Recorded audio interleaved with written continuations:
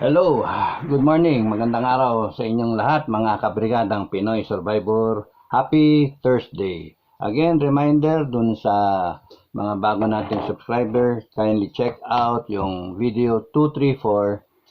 Pili lang kayo doon ng logo design at kung ano man yung napili ninyo, iboto nyo, isa ibaba at kung ano yung choice nyo, yun yung vote nyo. 1 to 10, ano? Kasi 10 yun na entries. Ngayon, kung nahirapan kayong pumili, boto kayo in according to priority. Kunyari, pinili nyo tatlo, 3, 2, 1. O, 3, 2, 1. A, B, C. Ganon. So, yung magkakulit niyan is si Manong Leng Valdez.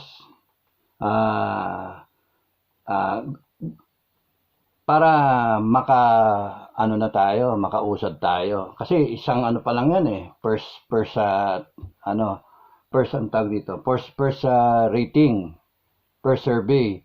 Kasi pagka nakakuha tayo ng top 3 at medyo close siya, o top 5, medyo close, then we will run it again. Pero this time, hindi na 10 entries, yung top na lang na 3 o 4. Depende kung ano yung magiging resulta dito sa unang try natin, ano. So, yun yung thank you so much kung boboto kayo. Maraming salamat. So, ibaba kayo bumoto. Video 234, no? Para doon na lang. Wag dito sa ibang videos, no? At saka, para hindi magulo. At maraming salamat doon sa mga bagong subscribe. Excuse me.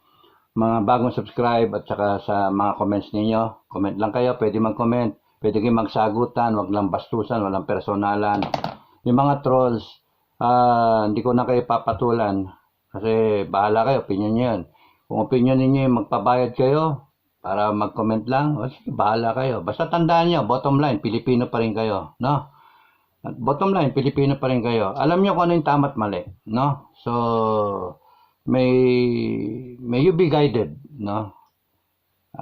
Ngayon, pagka insisting kayo, bastos kayo, didelete ko kayo, okay? So, ano pa? So, yun sa last, nagmadali ako. Nakaunang 3 ko doon sa last video. Nakaunang 3 ko. Ang unang mangyayari talaga, yung people's indignation. Yun yung una. Ngayon, nandun tayo, indignation. Tapos, masusundan nyo ng people's, defiance. Noong 1985, 86, leading to the February Revolution, 83 nung namatay si Ninoy. Towards that nung timeline na yun, 383, 84, 85, bagong graduate kami, nagte-training kami ng Scout Ranger. Tapos nagte-test mission kami sa Abra, Kalinga, tsaka Mountain Province. Iba-iba no? Iba-iba. Pinahinog nila Colonel Aguinaldo at that time siya yung nangangasiwa, hindi pa siya provincial hindi pa siya governor, no? Hindi pa. Parang siya sa region Intel officer. Makita mo nakapaa pa yun eh. Kami Lieutenant Colonel nakapaa. Pero ganda ng baril niyang hawak, galil, no? Doon ako nagkaroon ng interest. Tapos eventually nalaman ko na yung DND at that time panay galil na yung baril nila. Wow, galing, panay galil.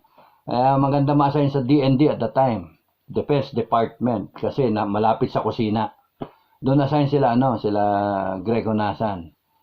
Tapos yung batalyon niya, yung security battalion, nagja-jogging niya sa EDSA. Nagja-jogging, full pack sa EDSA. Okay, so yun yung at that time nangyayari. So, balikan ko. Kaya ang people's indignation, galit na galit sa regime ni Marcos Sr., no? Suportado ng mga aktivista, no? Tapos ang diyan, siguro to, hindi yata naka-focus yan. Okay. Sorry about that. Ngayon ang diyan, ang sumunod people's defiance. Kumalat noon, wala magbabayad ng taxes. Kaya pwede tayong pumasok doon next year. People's defiance. Because kung hindi in-address ng Congress and Senate yan, baka merong yung mga tao magkasundo-sundo, wala mo na magbabayad ng taxes. Hindi nyo in-address yung issue. Ang issue pera. Nililis nyo kung saan-saan kayo eh. Papakulong nyo si Celis, pakulong nyo si Badoy. Nagtanong lang, totoo bang 1.8 billion? Anong masama doon? Di ba? Anong masama ron? So, nagpirma yung PMA. Na-involve tuloy yung PMA. Yan, kito. Sinong gago? Sinong bopol? Na-involve tuloy yung mga PMA. Hindi pa nakakamanifesto yung mga sundalo. Nakaabang. Ayun, hawak mga ballpen sila. Nag-aantay sila ng manifesto. Di ba? Kaya nga, delikado kayo eh. Sagutin nyo. Okay. That's why, kung paabutin nyo ng nasa indignation tayo ngayon eh. Galit na galit mga tao. Tapos nun, una awareness eh, no? From the time na umupo si BBM, yung unit team, hanggang sa ngayon, doon nagbi-build up yung awareness because of the different social media, mainstream media, yung actual na nakikita, nasaan ang Pangulo, yung mga ganun ba. Maraming damaging na mga vlogs na nagigising yung tao. Awareness. So from the awareness level, nagkaroon ng indignation level, tapos sa susunod dyan, na pwede mangyari na early on next year, bayaran ng taxes kasi, walang magbabayad ng taxes. Di kulong nyo lahat ng Pilipino. Yan nasasabihin ng mga Pilipino. Then it's, magmamatigasan pa. Kasi hindi ina-address yung resolution number 10. Kaya sinasabi ko sa inyo, bago kayo magsalita ng peace talks, ng ICC, ng Duterte, imbestigahan, impeach si Sara, yung tatay, tinanggal pa yung show ng tatay, mga walang niya kayo. Sino ba yung walang niya? Bakit kayo nakinig? Hindi nyo man lang imbestigahan, biglang suspendido ng 14 days. Tatandaan ng mga tao yan. Tatandaan yan. Sige, dumama pa kayo. Kala ninyo, panalo kayo. Hindi, maambus kayo. At pinapapasok lang kayo eh. No? Sige lang, build up yung indignation ng tao. Hanggang sa, yung di ba yung sinasabi ko, yung ganyan, ginaganyan-ganyan yung pressure plate, gumaganyan kayo, ito nagko-coil ng ganyan, take hanggang sumabog, gumanon, mag-earthquake. So, BBM government, unity team government, ingat kayo. Ngayon, sa unity team government, binibira nyo pa yung Sara Duterte, yung vice president, yung tatay niya, ay lalo nagko-coil up yan because yung 31.6 million votes, yun din ang bumoto dito sa 32.2 million votes ni BP. Kaya ingat kayo, nutulak nyo ganyan masyado, pagpitik niyan. Saan kayo pupulutin? Kangkungan, buong administration, Congress, dinadamay niya yung BBM, yung iyong palasyo, yung inyong sandcastle, maano diyan bigla. Isang ganyan lang kita niyo yung sa baybayin din ng shoreline. Pag ganyan yan, magtayo ka ng sandcastle doon, pag ganyan ng tubig, wala na. Ganon yung taong bayan. Pag isang ganyan yan, wala, giba. Kaya nga, mag-ingat. Tapos ililabel niyo yung mga tao, destabilizer. Duterte, destabilizer. Naku, dinagdagan nyo na naman. Dinadagdagan nyo. You shut up. Shut up. Everyone, BBM, you speak out and then, Sara Duterte is my vice president. No one, unless you know, unless it is your intent na gibain yung tao, ewan kung bakit, lumabang parehas. Kung magkakamali siya, magkamali siya. Huwag niyong lagyan ng pagkakamali yung tao. Yun yung mali. Nagagalit yung mga taong bayan. Yung tatay, huwag niyo siyang pipigain because no matter na, kunyari magkaaway sila, o hindi nagkakasundo, same DNA yan eh. Mas maganyong si Vice President Sara, mas maganyan. Ako, matakot kayo, Diyos mo. Yung tatay nga, takot kay Sara eh. Ingat kayo sa kanya. Kaya nga, stop everything. Pati yung mga allies, nako, binibira nyo. Congress, you are the ones causing you're the ones destabilizing government. Kayo, Congress. Talk about Chacha. Nako! Talk about peace talk sa ICC. Pero yung mismong tinatanong ng taong bayan, anong ginagawa nyo doon sa pera? Ano ang nangyari doon sa 2 billion na sobra? Pinaghati-hatian nyo ba? Ipakita nyo yung libro. Hindi nyo matatakasan yun. Hindi. Obligado kayo sagutin yun. Ang escape nyo nga doon, matuwa yung tao, mawala ng konti yung issue. Palitan nyo si Speaker Romualdez. Speaker Tambalolong, no? Palitan nyo. Vote of no confidence. Saan nyo dinala yung Congress? Kahihiyan. Palitan nyo. Ganun kasimple. Bakit? Forever ba siya dyan? Forever kayong sasambahin nyo yung tao? Masyado kayong hayok na hayok, lasing na lasing sa kapangyarihan. Kaya marap kayo sa salamin, isipin nyo, kayong 300, binoto lang kayo ng inyong mga constituents, 200,000.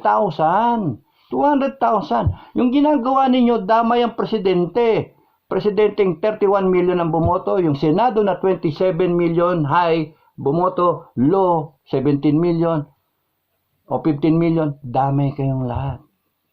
Bababa kayo. Yung buhay ninyong lahat nagdedepende. Kanino? Sa armed forces? Hindi. Sa mga Duterte. Yun ang real talk. Sa Duterte, your survival as a government. Ginoong BBM, binoto kita.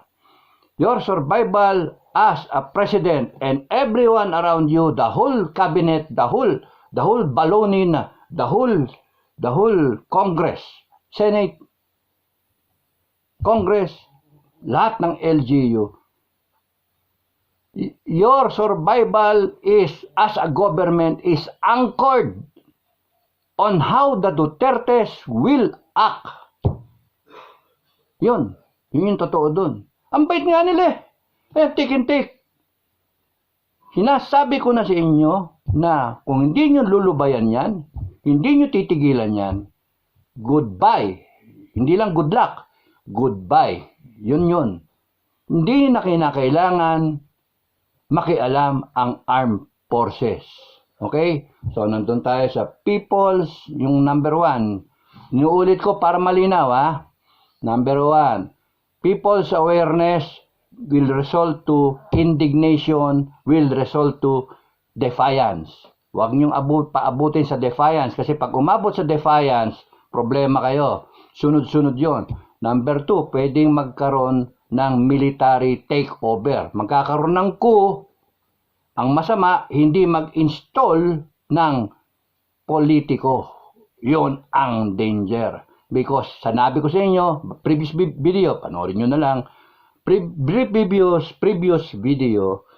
1986, we have been there. Yung mga player ngayon sa armed forces were there. Kadete sila, 89.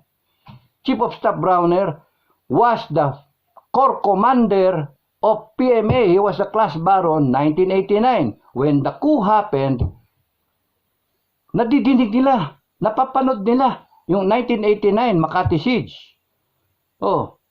Kami, we were all first lieutenants. First lieutenant. Yung sinasabi ko sa una, ang mga kumalas noon, 1986, February Revolution, panay mga colonel, lieutenant colonel, may mga general bla bla bla. Si General Tadjar, Marines, government side, hindi lumusob yung tangke niya. Yung mga sinasabing madre, hindi sagasahin tangke, it's a miracle. Sorry Christians, no? Christian din ako. But there was an order, wag niyong sagasahin yung mga madre. Ganun yan, yun yan. Bakit? It's a miracle, si John Kitley, hindi nilusob. There was an order, huwag lusubin yung bombo radyo. We were there, kaya yung mga ano, we can say by experience what can happen because naranasan namin what happened. Lahat ng kudeta nandun kami, hanggang dun kay Danny Lim. Mutiny, kudeta, call it what you may. Nandun kami. Oh, alam namin yung nangyayari, napapanood namin. EDSA 1, EDSA 2, EDSA 3, nandun ako eh. Okay? EDSA 3, yung kay-ERAP. Yung yung nagmarcha papunta kay GMA, nandun sa Malacanang. Anong ginawa nila? Acoustic firing, di ba? Chief of Staff, inorderan yung mga PSG, barel, sa itaas. Di ba, nasunog yung ABS-CBN na van, yung pick-up truck doon, naiwan.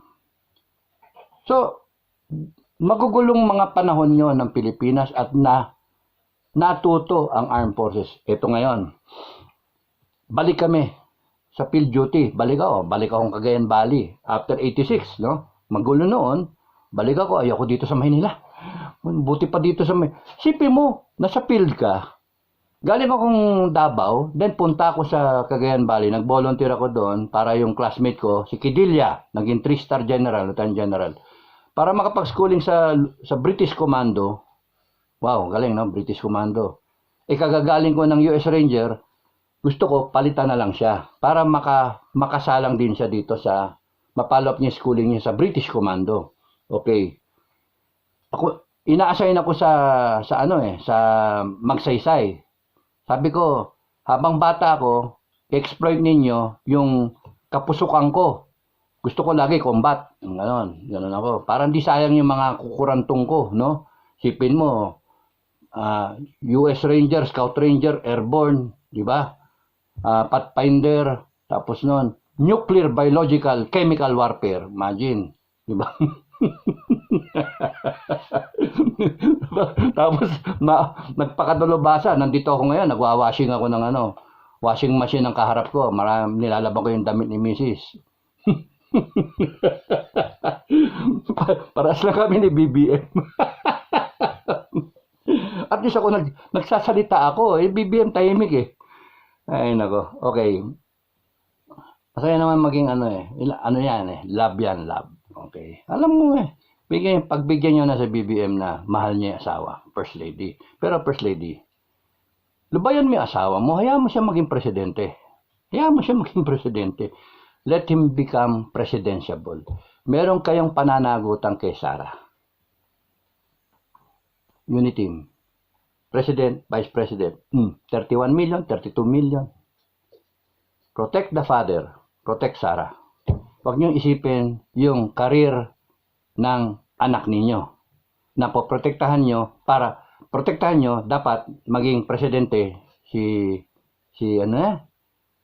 Tambalolong. No? Ewan ko, hindi ko mabasa kung bakit nyo ba ginagawa yan? Or, ang problema, talagang walang niya kayo. Yun yung delikado doon eh. Pagka nag-isip ang tao, hindi, wala kang utang na loob. Si Duterte nagpalibing sa tatay mo. Nagkaroon na issue yan. Natatanda ko pa, nag-post ako sa Facebook eh. Na kung ayaw nyo ipalibing yung tatay ni Marcos, ng mga Marcos, si President Marcos, yung slot ko sa libingan ng bayani, bayani man ako, yung slot ko sa libingan ng bayani, doon nyo ibigay kay Marcos, doon nyo ilibing sa aking slot doon. Oh, parang asip naman meron ako di ba? Then punto, bakit binaharang yung it was a Duterte who caused the father to be buried doon sa libingan ng bayani. Walang issue, may nagreklamo ba? Walang nagawa. And here you are. Hinahayaan nyo na si Tatay Digong lapastanganin, siraan ng kung sino-sino. Mr. President, you stand up for the president na pinalitan mo. Because it shows the kind of person you are. You stand up for your vice president because it shows the kind of character, the values that you have kung hindi mo sila tatayuan. What kind of a person are you na yung tatay mo ang tagal-tagal na hindi nakalibing, pinalibing dyan, pinayagan ni Duterte na lumibing dyan sa bayani. Tapos nun ngayon ICC, imbestigahan, and all this talk. And then yung anak man lang na siyang nakatuwang mo, Uniteam kuno. And now, anong nangyari sa Uniteam? Bakit? Parang kleng-kleng bangwang, wala na. Di ba? Bakit? Ba't mo hinahayaan na yung mga nakapaligid sa'yo o yung pinsan mo, straight to the point, pinsan mo, tambalolong, speaker, bakit yun ang magdidikta sa'yo? Bakit binoto ba yan ng taong bayan? 200,000. Sa iyo, 31 million. Na kanino nagtiwala yung tao? Sa iyo, BBM. Anong ginagawa mo? Sinasayang mo. Sinayang mo ang tiwala ng tao. Public office is a public trust. Nosedive kayo, ha? Nosedive. You better do something. Okay, nandun ako sa indignation. Tapos nun, sinabi ko na pwedeng mag-lead ng kudeta. Hindi violent armed forces, it will not result to a kudeta. But if ever it did result to a kudeta, iniiwasan niya ng armed forces. Hindi ganun yung armed forces natin. Hindi ganun sila Browner. Yung nakalagay, yung ano niyan, yung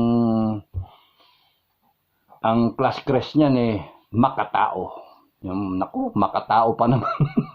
Makatao. Oh, hindi nakalagay do sa class crest ng PMA class 89. Makapresidente. O maka-Duterte. Hindi. Linawin ko. Ang nakalagay sa bullring, sa singsing o sa class crest ng class 1989 ng PMA, Chief of Staff ngayon, na napakatinong tao, ay makatao. Makatao. Di dun sila sa tao. Ngayon, they want to be professionals. Huwag nyo sirain yung armed forces. Warning ko sa inyo. Intact yung armed forces mula noon hanggang ngayon. We did not even think of magkaroon ng military junta. Iniwan namin yung armed forces. Lahat kami na-retired. Lahat kami na wala dyan. Sundalo man. Lahat kami. The Philippines did not experience a military junta. Pasalamatan nyo kami lahat. No? Huwag nyo pilitin yung armed forces ngayon. Na nandyan din yung mga retired. Mag-figure away ng figure away na maghunta. Yun ang delikado. Kasi pagka napuwersa ang armed forces with that past history na, teka muna, ilang taon na ba ito? Kawawa naman tambay. And then, taong bayan na nagising, aware, na indignant, may indignation, galit na galit. Tapos nun, merong, tawag doon, defiance. Wala mo na magbabayad ng taxes. Pag siya ganon, nakaw, delikado kayo. Mapipilitan pumasok ng armed forces pagka walang tumayo na central figure. Kaya, pasok yung pangatlo na pagka may central figure, sino dyan sa mga politiko nga, doon ako natapos kahapon, sino dyan sa mga politiko ang credible enough na tumayo para sa tao? Meron pa ba? Sabihin nyo, mag-comment kayo sa baba kung meron. 3 pala. 3. Dagdagan ko na isa. 3. Okay? Pero malayo yung pangatlo. Number 1, Tatay Digong. Number 2, Sara Duterte. So parehong Duterte yon. BP yung isa. Next in line. Withdrawal of support to armed forces sa presidente, automatic she becomes a president. Pero gusto nyo bang hinugin siya kagad? Gusto nyo bang mahinog sa pilit si Sara Duterte? Paano ngayon kunyari yung tatay muna ang tumayo? Credible siya. Past president, maraming ginawa. Takot ang komunista sa kanya. Takot lahat sa kanya. Takot ang droga sa kanya. Pwede. Sabi ng armed forces, we just want a continuity. Yun ang gusto ng tao. Continuity, kaya kayo binoto. Continuity ng ginawa ni Tatay Digong. Build. O sinabi nyo, build better more. Okay lang yun. Yung droga. Dumadami yata yung droga. Kasi ngayon, sinabi nyo, kinokontrol ng Duterte administration yung presyo. Ngayon, humataw yung presyo. Kinontrol ng Duterte yung smuggling. Humataw yung smuggling. Kinontrol yung sa airport na dagdag bawas. Ano yan? Yung bala. Laglag bala. At saka yung mga pinapakilaman yung mga balikbayan. Bumalik na naman. Ay, nako. Walang continuity doon. Gumawa kayo ng tas yung Senate resolution na yung concurrent resolution number 10 na discovery ng mga tao. Nako, patong-patong yung problema nyo. Huwag nyo pipikain si Tatay Duterte. President Duterte, huwag nyo pipikain. Wala kayo sa liga ni ex-President Duterte. Wala siyang magagawa kung ang taong bayan pumunta sa kalsada, wala kayong magagawa. At pagka siya, kinumbinseng tumayo. Wala kayong magagawa. Anong orderin yung armed forces? Patayin si Duterte? Nako, good luck sa inyo. Withdrawal of support ang mangyayari. Sinasabi ko na, kaya you do not even think of it, you do not even attempt. The only way that you can escape this downward trend, stop the Duterte campaign, anti-Duterte campaign. Stop it immediately. Stop badgering Sara Duterte. Stop, wag nyo siraan, wag nyo anuhin. Lahat ng may mga gumagawa niyan, tanggalin nyo. Kaya nga sinasabi ko, nandun na ako, pagpasok ng January, so sad, pinsan. Pinsan, ang sakit talaga. Pinsan, sorry sorry. Hindi ka talaga pwede. Hindi ka pwede. Vote of no confidence ka. Lulutuin ko. Kung ayaw ng harapan na kausap, talikuran. Tinatraidor mo ako, tatraidorin din kita. Solian tayo ng kandila, pinsan. Ganun dapat Be presidentiable. Kontrolin mo yung tao mo. Binibiri vice president mo. Pusang laos. Alam mo ba tingin ko sa'yo? Wala kang kwentang tao, Mr. President. Sorry Yun ang nakikita ko. Yun yung sinasabi ng utak ko. Yun ang interpretation. Sa amin kami dito, buong pamilya. Bumoto sa'yo. Pero yun yung interpretation Wala kang utang na loob. And that is not a trait ng Filipino na maganda, pero accepted natin as one that defines the Filipino. Utang na loob. Wala kang utang na loob sa tatay na pinalibing yung ama mo. Wala kang utang na loob sa BP mo na siyang tumulong sa'yo para maluklok ka dyan. Anong klase ang walang utang na loob na tao? Hindi dapat pagkatiwalaan yan. Traidor yun Okay? So you see, Mr. President, I am trying to convince you, yung mga nakakarinig sa akin, sabihin nyo kay Presidente, sabihin nyo, panood nyo sa kanya, Mr. President, hi! Hi, serious talk. Patigil mo yung ginagawa nyo na ngayon ng mga tao. Sa Congress, si Duterte, tinitira, ICC tigil. Peace talks with the rebels, tigil yan. NTPLCAC, tulungan, dagdagan ng pondo. Ang ganun ba? That's how you should do it. Sara Duterte, ang kumaaway niyan, lagot kayo sa akin. Re-rest back ako. Good luck sa inyo. Pasahin ko kayo sa Tawi-Tawi Yung ganun ba? Sorry, Tawi-Tawi Pinakamalayang lugar, ibig ko sabihin. You do not treat your Vice President na katandem mo that way. Kaya, sorry pinsan. Sorry. Pinagbigyan kita But you failed. Me. Sino ba presidente sa atin?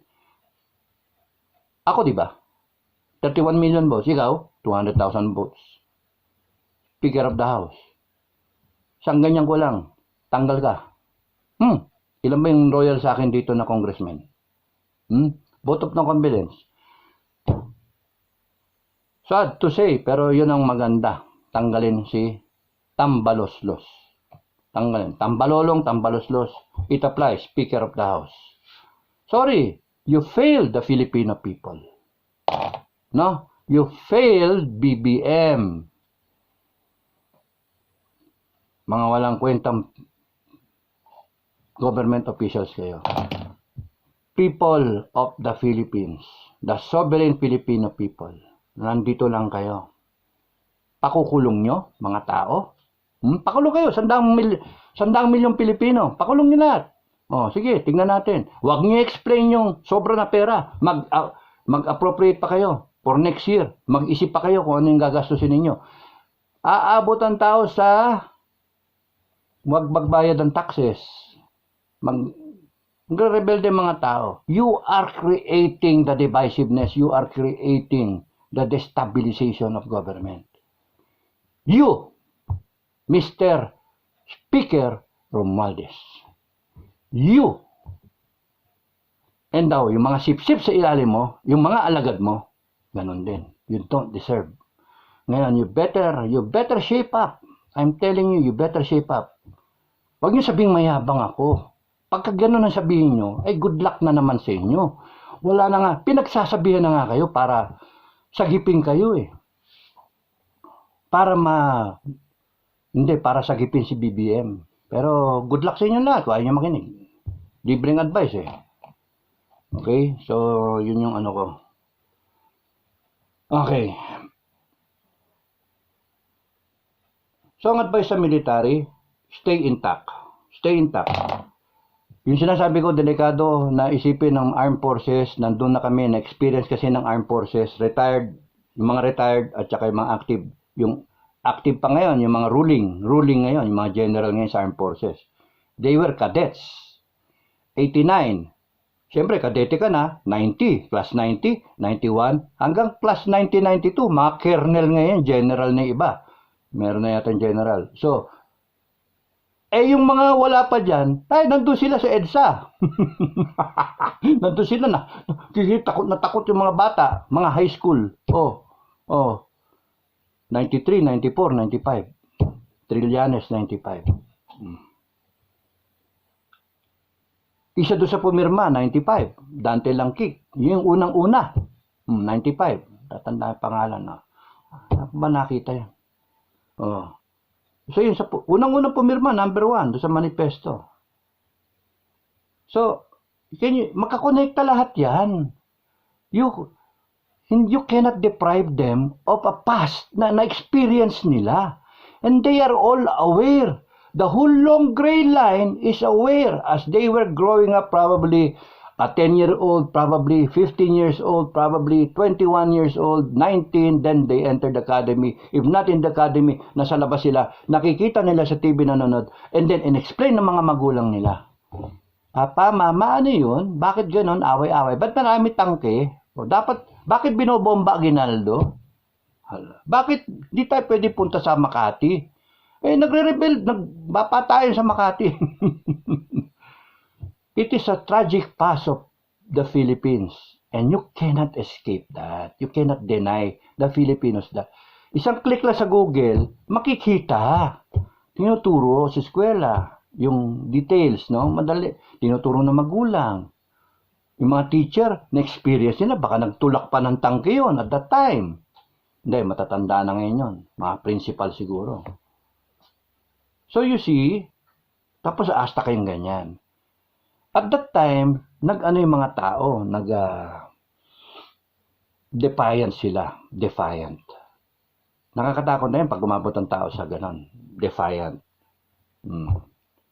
So, ano yung utos ng gobyerno? Wala. Matuyo kayo.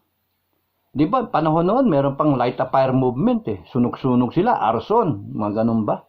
Wala. Defying talaga eh. No, di ba? Defying. So, ang matakot kayo, people taking arms. Matakot kayo. Ang daming armas ng mga tao, ang daming loose firearms. Diyan papasok ngayon yung PNP. Tutulungan na AFP. So, kailangan may tumayong figure. Yun yun. Yung pangatlong figure, Tatay Duterte, Sara Duterte, yung pangatlo. Gibo Teodoro. Defense Secretary Gibo. So ngayon, titignan mo sa mga cabinet official, isa yan sa mga credible and hawak niya yung armed forces. Meron pa pala isa. Secretary Anyo. Pag sa Secretary Anyo, tumayo, tigil natin to, ganyan-ganyan. Susundan yan. Armed forces 4-star dati. No?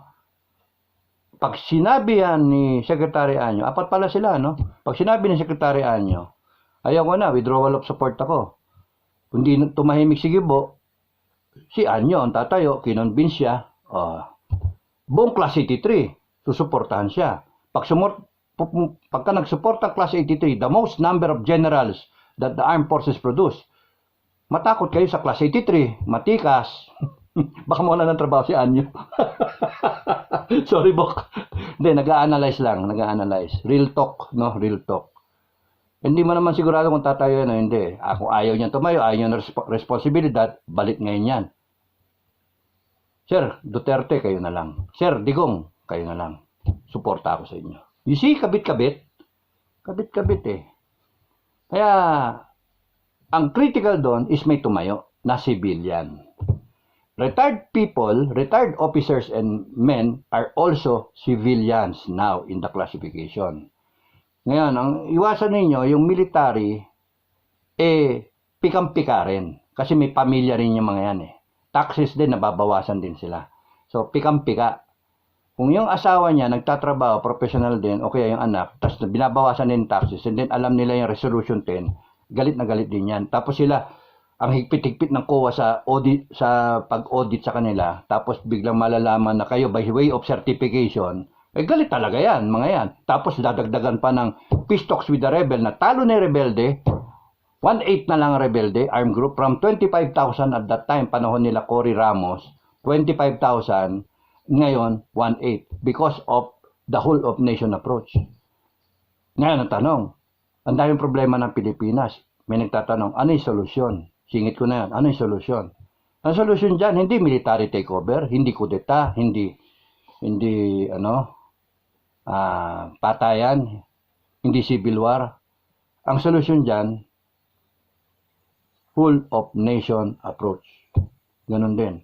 Because we have discovered the formula in beating a 50-year war. Finally, hindi lang Armed Forces of the Philippines at Philippine National Police ang nagsasabi to beat the rebels. We should do a whole of nation approach. Who did the whole of nation approach? Duterte. Kaya delikado kayo, siraan niyo si Duterte, delikado kayo, lab na lab yan ng Armed Forces. Masadended talaga kayo pagka inaway niyo si Duterte because Duterte has a deck of cards to show in a poker game na makanya lahat ng alas, kanya lahat ng hari, kanya lahat ng queen. Kayo ang hawak niyo lang joker. Okay, ulitin ko, si Duterte, ang hawak niya sa barahan niya, lahat ng hari, lahat ng alas, lahat ng reyna. Kayo, ang hawak niyo lang, panay joker at panay mga numero lang. 10 to number 2. Paano kayo mananalo doon? Talo kayo.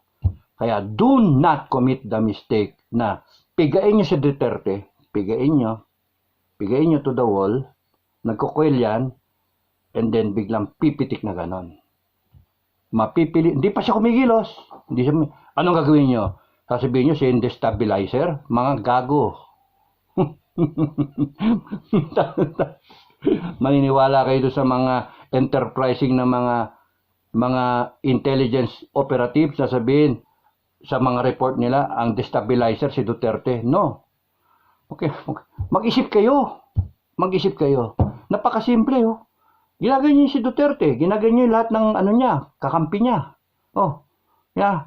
Pati yung mga vlogger ni Duterte, ginaganyan ninyo. Ay, nako. Kaya may mga vlogger na pro-administration, pro-speaker, lubayan nyo. Pwede ba ako maging vlogger ng administration? O ni Tambalolong? Uy, pwede. Wala akong bayad. Walang bayad. I will just give you what I think. Libre, advice. Huwag kayong makinig dyan sa mga vlogger ninyo na kung ano-ano sasabihin nila yung ano yung gusto nyo madinig. Pagka nagkainita na, nagkaroon ng change of regime, saan yung mga yan? Tatakas. Mag-aalisan yan. And then, the next opportunity, sip-sip na naman sila. Mga walang kwentang tao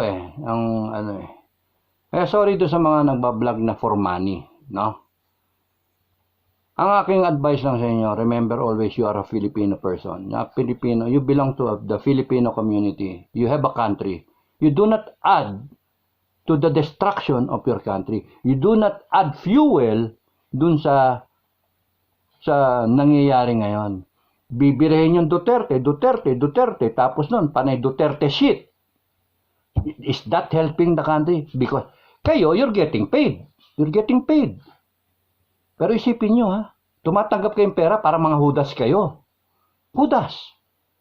Buti pa itong mga Duterte vloggers. I'm not a Duterte vlogger. No?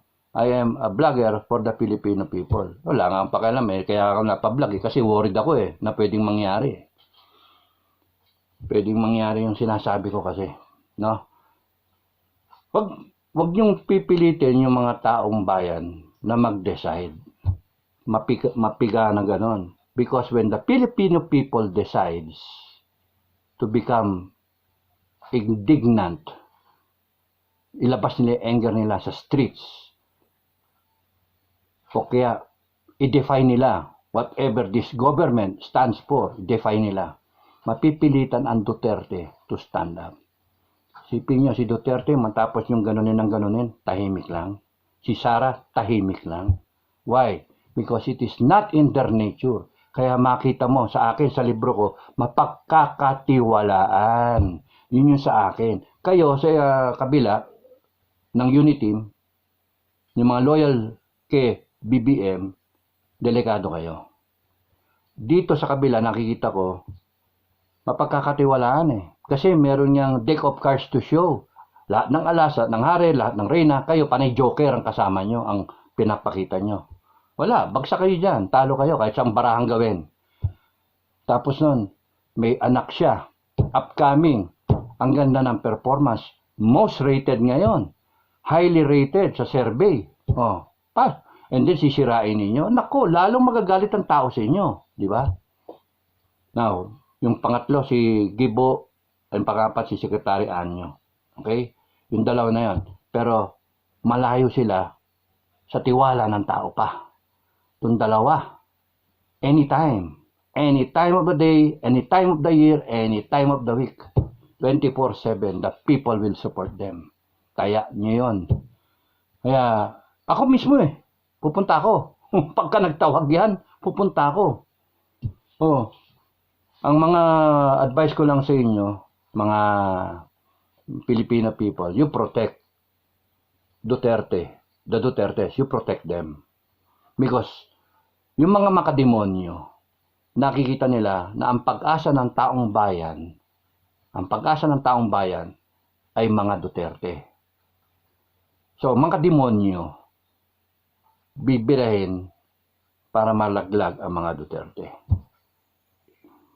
Kaya, protect. Pero, nandiyan naman si Kibuloy, si Pastor Kibuloy, and malapit sila sa langit. I'm sure they are being protected. Kaya ngayon, ito, labanan to. Sino ba padrino mo? Wow! Balik tayo sa Constitution. We, the sovereign Filipino people, imploring the aid of Almighty God. Wow! Hindi yung we, the loyal BBM supporters o President's men, imploring the aid of Satan. Oh, di ba? Kasi panay kamalian yung gusto niyo mangyari. Panay kawalang yan So, dun tayo. We the sovereign Filipino people, imploring the aid of the divine providence. So, huwag kayong mag-worry. Pilipinas, huwag kayong mag-worry. God will see you through. Filipino people. That's the good news. Para akong pare. Merry Christmas, di ba? Enjoyin nyo. And then, pagdating ng January, let's see what will unfold. Basta ang demand ng taong bayan, let me be the speaker. Oh, speaker ka, speaker din ako. Mr. Speaker, I am the speaker, self-proclaimed speaker of the Filipino people. Number 1, Mr. President, tigil na. Be presidentiable, protect the Dutertes. Ikaw mismo, number 1 fan ka dapat ng Duterte. Remember your father, nalibing sa bayani. Libingan ng bayani. Remember Sara, naging vice president mo, nanalo ka sa tulong ni Sara. O hindi nyo mapagkakaila yun. Ngayon, para sirain nyo yung mga yan, ICC, tapos i-overturn nyo yung NTF-ELCAC para lumabas na hindi and then para raminin nyo. Pag-inisip ng Armed Forces, remember, na experience namin yan. Sinasabi ng Cory government at that time, mga senators, didinig ko.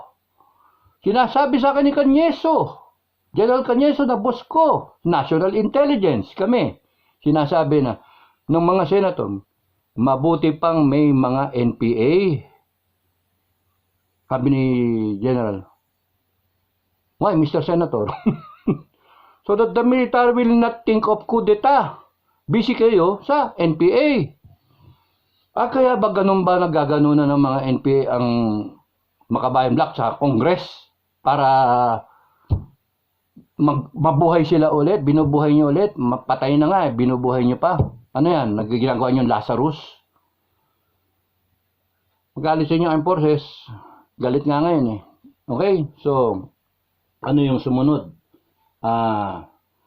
You will use the military and promise some members of the military, hindi mo maiwasan yon, na promise them fame, money, positions, rank, and then you'll use them.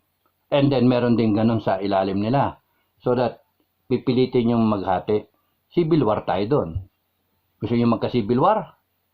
Subukan nyo. Subukan nyo. Tignan natin kung saan tayo aabot.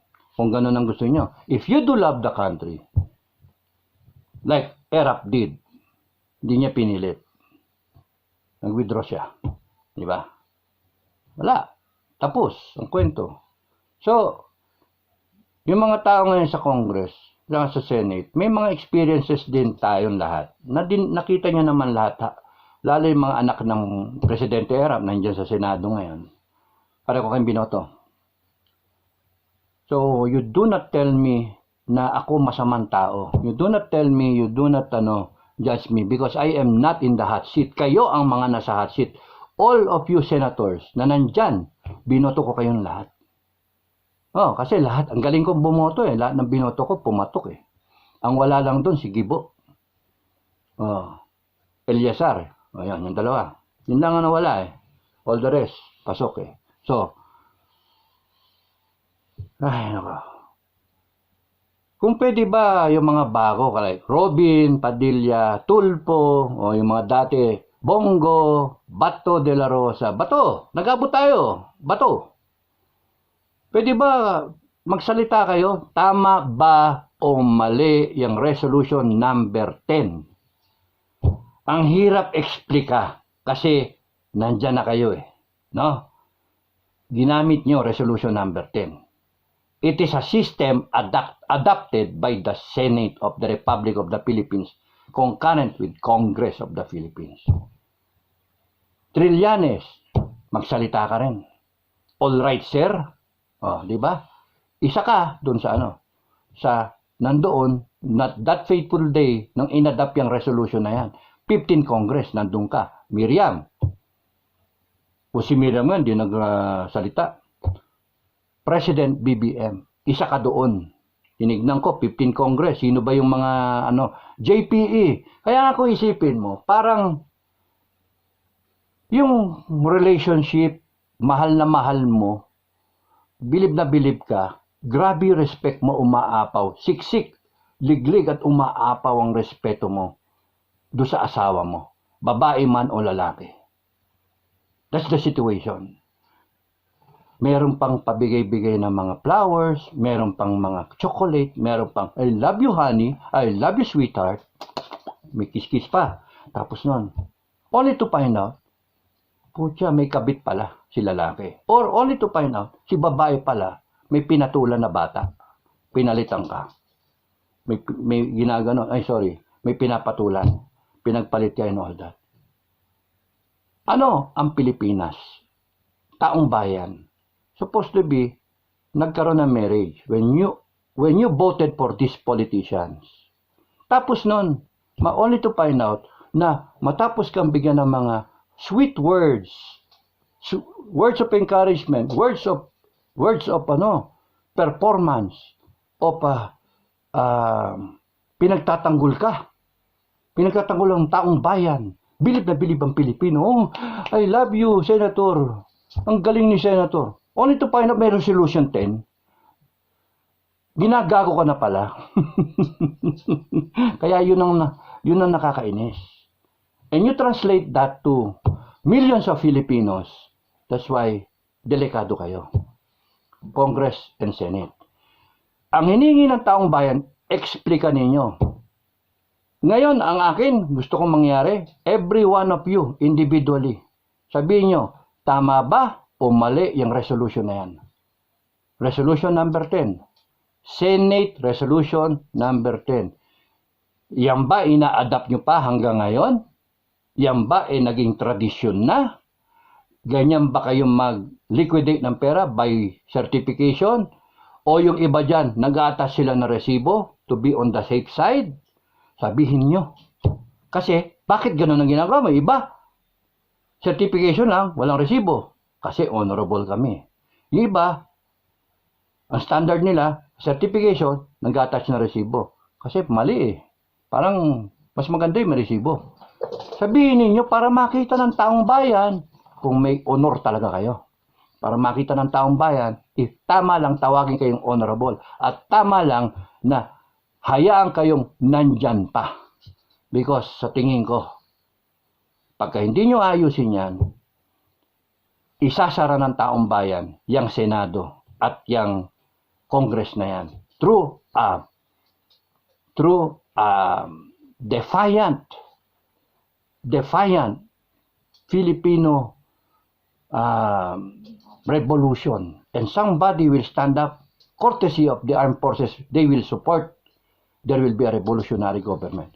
And that is the chance of the Filipino people to reboot everything. Reboot. Karon dyan ng death penalty. Naku, panalangin yung wag maging kagaya ng French type revolution. Panalangin ninyo. Pinapanalangin ko yun. Kasi pagka nagkaroon ng may book ng aso, pagka nagkaroon, panalangin mong ganyan, pagka nagkaroon tayo ng French type revolution, baka buhayin yung guillotine. Guillotine, eto ulo mo, kapak! Putol ang ulo mo. How gory. Because isipin ng mga revolusyonaryo para hindi na gayahin, para mawala na tuluyan ang korupsyon sa Pilipinas. Sipin mo yung araw-araw merong ine-execute. What a sight, di ba? Rob the Philippines, yun yung magiging, yung joke ko eh. Rob the Philippines, tourist attraction. Ang daming pupunta niyan. Daily beheading. Daily. Pupunta niyan. And then makita mo, lahat ng politicians, kinuha, lahat ng congressmen, lahat ng mayor, lahat ng governor, lahat. Pati barangay captain. Kasi if one is executed every day, sample, one a day. Bitin nga yun eh. Parang kulang, no? Maganda. Double with, meron pang isa. Parang sine, no? Now, dati nun may ganun eh, mga double with, minsan triple with eh, no? Tatlong sine pinapalabas. May X-rated nung panahon na yun, noon pa, inabutan namin yun, high school kami. May main picture and then double with another sine and then may X-rated na 30 minutes. Sa Quiapo, dami noon dati. Hiwa-hiwalay pa noon yung mga sine. Hindi pa noon yung mga SM, ganyan. Isang one-stop shop na 12 sinehan o 6 na sinehan in one sitting. Dati hiwa-hiwalay yung mga sinehan. Ang gandang yun, kunyari, para wag pamarisan. Daily execution, you execute one a day, that's 365 in a year, times 6. 365 times 6. So, mga 3,000 people in one full term of a president. 3,000, di ubos. Ilan yung Senate, ilan yung Congress. Di ba? Kaya wag sana tayong pumunta doon because it can happen. Sa pikang-pikang taong bayan. Why was Napoleon Bonaparte very attractive and saleable to the French people? Sinakyan niya. Because yun ang gusto ng French people. Oh. Kaya nga, it's so dangerous na may ganon. And that will be a chance for the Filipino people to cleanse society of drugs, of corrupt people, of smugglers, lahat yan, linis. And then, disiplinado. If Duterte will stand up like a Lee Kuan Yew, good for the Filipino people. Ang tanong, does he want to? Wag niyong ipo-force yung tao. Nagre-retire yung tao eh. Masaya na siya, retired. Ang ginagawa ngayon ng Team Tambalolong, pinipisa siya. Ginigiba sila, pati SMNI, para yung Sara Duterte, mas mawala yung chance. Ang ginagawa nyo, lalong nagkakaroon ng chance. may hinog sa pilit yung ali. May hinog sa pilit, parang bayabas. Nihintay mo, ganyan na kalaki, parang hinog na. Pero lumalaki pang ganyan. Ganyan na. Hindi pa mahinog-hinog. Ganon si Sarah ngayon. Ha? Ganon si Sarah. BP no? Almost 2 years. 1.5 years.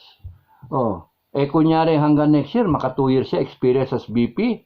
Ano, gusto nyong pahinugin siya ng gusto? Pabuti nyo si Marcos ng 2028. BBM. Pabuti mo ng 2020 si Sarah. Hayaan mo nang siya yung sumunod sa iyo. Kami magde-decide, hindi ikaw. Kami, taong bayan, people of the Philippines, the sovereign Filipino people. Kung ayaw namin kay Sarah, in the next 4.5 years, ayaw namin sa kanya, lalabas yun. Let her be the one. Hindi yung magkikreate kayo ng mga palpak at ibibintang nyo sa kanya. Mali, yung magagalit tao sa inyo. Di ba? Hayaan nyo na, leave them be. Walang tsa-tsa, walang NPA collusion, para kakampi nyo yung armed forces. You do not force the armed forces to decide. You do not force the armed forces to break up. May Duterte camp, merong BBM camp, and force them to fight each other for you guys. That will not happen. Hopefully, that will not happen. Buong armed forces, magaling ang leadership ng armed forces. Filipino people, you can rely on the armed forces. When push comes to shove, they know, they are aware what's happening. I'm also blogging for the armed forces. So, para aware kayo sa mga ano yung damdamin ng taong bayan. No? You have the power, armed forces. Retired officers and men of the armed forces. You have the power. But our time to shine has passed us by. Huwag nating agawan yung armed forces ngayon ng opportunity to shine because it is their time. Tayo nandyan para lang magmasid-masid. Para lang when all goes to shit, then tatayo tayo para sa taong bayan. Ganon. So, yung mga nagsasabi mag-take over na, in due time, kung kinakailangan. Sa ngayon, ang gusto namin mangyari, matapos ni BBM, yung time niya, 2028. Mahinog si Sara Duterte because sigurado si Sara Duterte. Protect Sara Duterte para walang attempt sa buhay niya. She will shine and she will have her time. Now, kung pinilit ninyo, sige, go ahead. May hinog siyang pilit. But that father will be there to guide her. So, parang ang ganda naman pala ng pwede mangyari, no? Di ba? Self-destruct ang BBM administration. Very good. Duterte comes into the picture. Reboot. Tanggal lahat ng corruption. I will even volunteer to execute all the corrupt people. Give me the name.